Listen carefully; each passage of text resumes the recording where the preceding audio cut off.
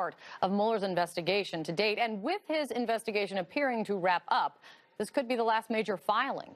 Over the past few months, we have learned a lot from the memos like this. Last month, because of a computer formatting glitch, no kidding, that's honestly what it was, Manafort's attorneys accidentally revealed Mueller believed he was sharing polling data with an associate with ties to Russian intelligence during the 2016 election.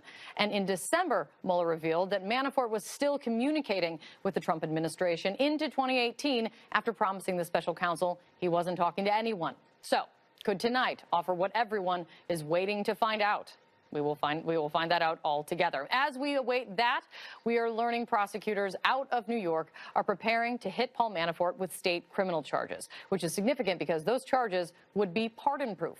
This all comes as Mueller is now expected to take at least one more week to complete his investigation.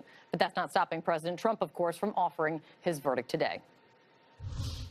And everybody knows it's a hoax. It's one of the greatest hoaxes ever perpetrated on this country. So I look forward to seeing the report.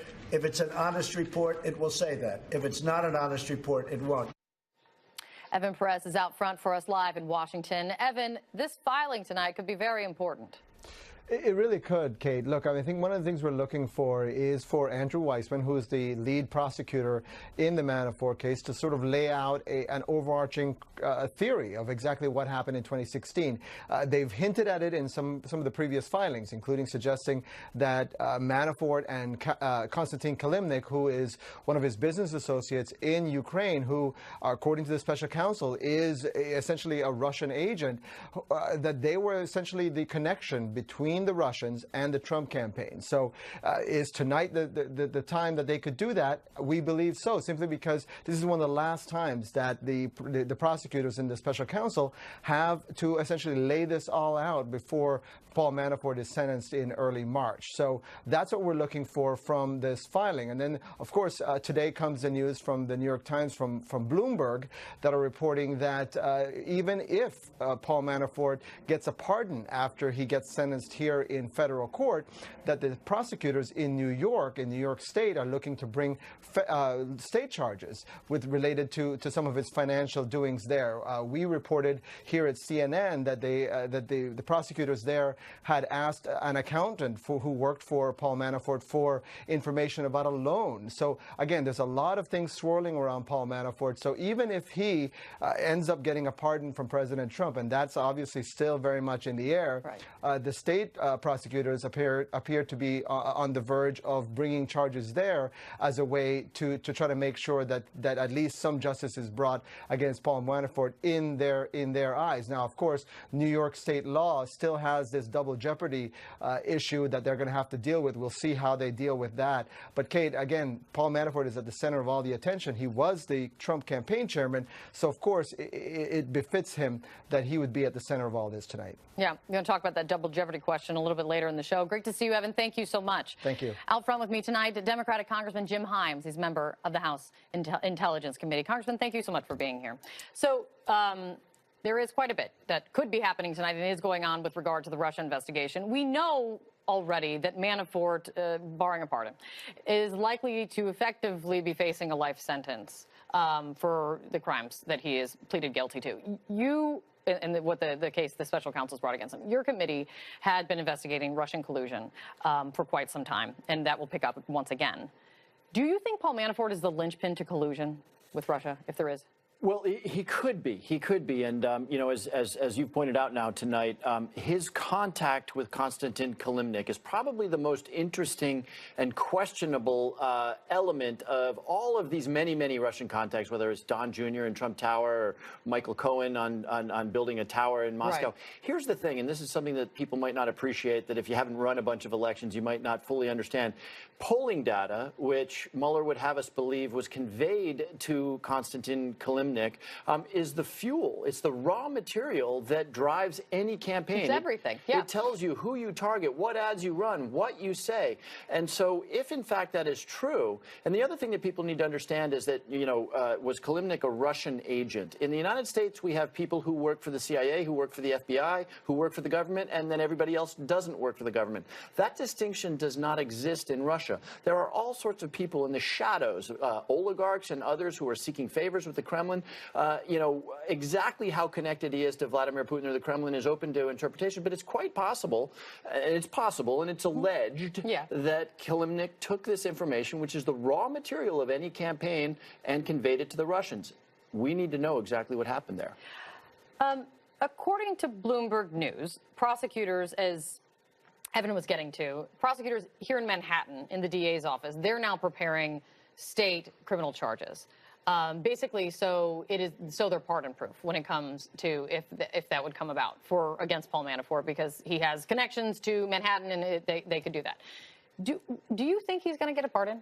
Where do you think this is? Well, I'm glad that the special counsel is sort of putting in place an insurance policy, because, I mean, let's just look at the facts of the way the president has talked about the possibility of pardons. Two things.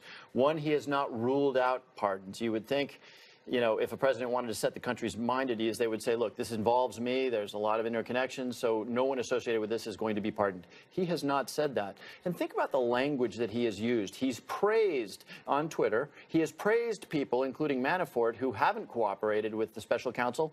And he called Michael Cohen and others who did cooperate with the special counsel rats. This is the language, and I don't want to overstate this. I'm not saying the president is clearly guilty of crimes. But when you call somebody who's cooperating a rat, and you praise somebody who's not cooperating, I mean, this is right out of The Godfather. We are expecting the Mueller report in the coming weeks. I mean, it seems like it's really wrapping up next week, unlikely now, maybe the week after that. What Congress and the public sees once that's turned in is really up to the Attorney General. The regulation requires essentially him to say, investigation is done, and he doesn't have to give beyond that. And I do wonder if that, and he surely hasn't made any promises that he would. Do you think you are going to see the report? I'm pretty sure we are going to see the report. And look, there's a couple of things by force or by virtue of offering it up? Of course, is precisely the question. Look, there's a couple of things at play here, and I would suggest that there's sort of two things that are important, and then there's one thing that is overwhelmingly important. The two things that are important is that we can't release a report that would compromise sources and methods, that would put at risk people who work with the CIA or the FBI. That's important. We can deal with that. And of course, prosecutors typically, if somebody is not charged, they don't want to damage somebody's reputation by putting up. But now remember, first of all, the FBI crossed that particular Rubicon long ago when James Comey, I think wrongly, decided to tell the American public that they had investigated Hillary Clinton and that there were no charges. So they've crossed that Rubicon. But thirdly, here's the really big thing. The Mueller investigation, of course, has torn our politics apart for 2 years now. And the idea that this report of, whatever it is, 500 pages, is going to sit in a safe somewhere while the American public, looks at itself and says, what just happened? That's absurd. There is a powerful, powerful public interest in making sure that whatever the truth is, it's out there. Look, the report may say that the president is guilty of absolutely no collusion. Right. If that's the case, put it out there. If there are questions, put it out there. We can follow up. It has to get out there, and as you point out, if it doesn't happen voluntarily, we will in all likelihood subpoena that report. Well, we will see that fight, I think, soon. You mentioned Michael Cohen. Next week, he will be back on Capitol Hill. He's going to testify in public, but he's also going to be behind closed doors. He's going to be speaking to your committee as well, Senate Intel. What do you want to know from him? Well, all we know about Michael Cohen telling the truth is what he told the special counsel and what the special counsel reported in the various memos we've seen. So, he's going to jail because he lied to Congress. So naturally, Congress probably wants to ask a bunch of those questions that we asked before. And I also think that quite apart from us answering those questions, because presumably he answered those questions for the special counsel, the other thing we're going to get, and this is what I think is really pretty harsh on the White House. It's not likely that Michael Cohen is going to reveal something, dramatic illegal behavior on the part of the president or the president's people. That would be something that the special counsel would say, hey, you can't talk about that. But you can expect Michael Cohen, after he's been beaten up by this president, in some ways, dragged through the mud by the president's people, you can bet he's going to talk a lot about the president's behavior. And this is a president, of course, who in public behaves in ways that we wouldn't tolerate from our teenage kids. So you can imagine the kind of stories that Michael Cohen may decide to tell, and that's going to be ugly for the White House. And then yet another person coming up to Capitol Hill, where it then gets down to the credibility of the person that is testifying. And what you're that'll be a big fight. Yeah. Exactly. Good to see you. Thank you so much for coming in, Thanks, Congressman. I really appreciate it. Out front for us next, we have more breaking news. Michael Cohen just recently meeting with federal prosecutors, and according to the New York Times, offering up more details about the Trump family business. What did investigators want to know? Plus, President Trump's new obsession. Bernie Sanders. They know a rock. how he now plans to play a role in the Democrats' primary. And the owner of the New England Patriots and a longtime friend of President Trump's charged with soliciting sex. A warrant for his arrest imminent. And fixer Michael Cohen has given prosecutors new information about Trump's family business. Sources say the meeting happened last month, and Cohen shared details about questionable insurance claims the companies filed over the years. This after CNN reported SDNY requested interviews with members of the Trump Organization, and Cohen also reportedly offered information about a donor to Trump's inaugural committee. Out front now, former Assistant Secretary for the Department of Homeland Security under President Obama, Juliette Kayyem, former Assistant U.S. Attorney for the Southern District of New York, Harry Sandick, and former counsel to the U.S. Attorney, the Assistant Attorney General for National Security, Carrie Cordero. Great to see you guys. Sorry, Carrie. It's a mouthful. Harry. Cohen is still, I find this fascinating with this new detail coming out, because it's apparent that Cohen is still offering up and trying to offer up information to prosecutors about the Trump family, about Trump, his family, and the Trump Organization and his business. What do you think this new information could mean? I think what it means a couple of things. One is I think it means the Southern District still has, as has been reported, an active investigation into something relating to the Trump Organization. We may not know all the details yet, but clearly something's going on. The second thing that's happening here is there's something called a Rule 35 motion. Even a defendant who has already been sentenced can continue to try to cooperate, to try to work off that sentence through cooperation. And by continuing to meet, one inference we can draw is that Cohen is hoping that he might be able to essentially turn the Southern District prosecutors around and convince them that he does merit some reduction in his sentence for cooperation. Oh, that's an interesting point. I mean, Juliette, we know from previous reporting that President Trump believes that the SDNY investigation could be a bigger threat to him than the Mueller probe. How big of a threat is SDNY becoming?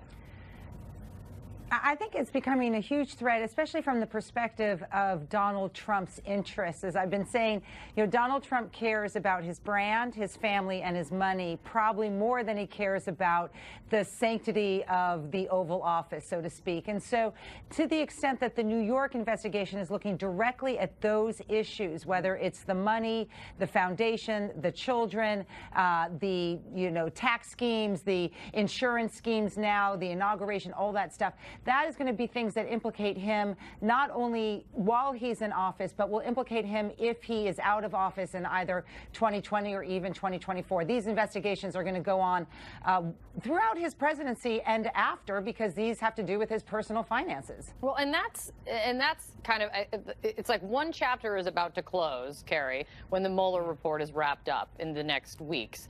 But then the next chapter begins on a couple fronts. And these other investigations, as Juliette points out, they're clearly not close to doing the same, being wrapped up. And it's not just the Trump Organization. It's the Charitable Foundation. It's the inaugural committee. It's the presidential transition. How long could these investigations dog the president? Well, there's no timestamp on these investigations, and there have been so many spin-offs from the special counsel's investigation that have spun cases off to the U.S. Attorney's Office in the District of Columbia, to the U.S. Attorney's Office in the Southern District of New York, others as well, Eastern District of Virginia, just to name three that we know about. Right. So there are so many spin-off investigations, and those, they don't have a limit on when they have to end. Complex financial investigations, white-collar crime investigations can take time. And so I think with Michael Cohen coming back, what it just shows is that as prosecutors develop more information in whatever particular aspect they're conducting, they come up with more questions. And so they can come back to him or call him back in and say, you know, we have this new piece of information. What do you think about this? And they can do that with all of the other cooperators as well. Yeah. And Harry, Cohen is going to be testifying. He's going to be meeting with basically 3 committees next week, and he's going to be testifying in public for one of them before Congress next week. The president was asked about it today and had a comment about it today. Let me play it for you. Listen to this. Do you have any concerns about Michael Cohen's testimony before Congress this week? No. Mr. President, are you still considering Lawyer-client, but, you know, he's taking his own chances. It sounds like the president thinks, he says lawyer-client, and to me that sounds like the president thinks that they're protected by attorney-client privilege when Cohen goes to testify before Congress next week. Is that even close to the case? It doesn't seem like most of what they did together would be privileged. You know, we'll recall that when the search warrant was executed,